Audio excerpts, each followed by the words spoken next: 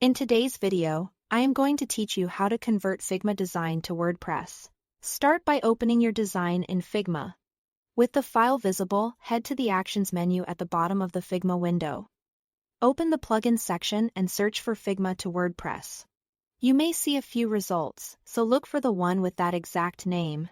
Select it, then run the Figma to WordPress action to kick off the conversion process.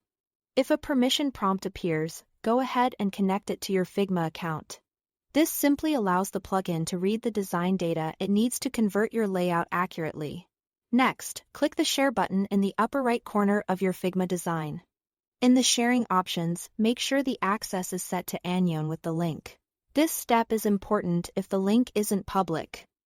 The conversion tool won't be able to fetch your design. Copy that link. A quick tip, if you want to share just a specific frame, select it before clicking Share so the link targets that selection. Otherwise, the file link works fine for full design exports. Return to the plugin window and paste the URL carefully. Double-check there are no extra spaces at the beginning or end, then submit. The tool will process your design and generate WordPress-ready files or provide setup instructions. Processing time varies depending on how complex your file is. Lots of images, components, or multiple pages may add a few minutes. So keep Figma open while it runs. Once the export is complete, check your email for a message from the service with either the files themselves or a clear guide on how to implement them on a WordPress site.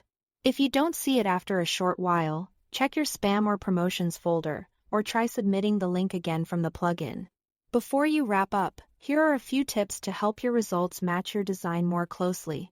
Consistent layer naming, tidy groups, and thoughtful use of auto layout often produce cleaner exports. Make sure your images are placed at appropriate sizes, and try to stick with web-friendly fonts to reduce substitution during conversion. That's it. Thanks for watching.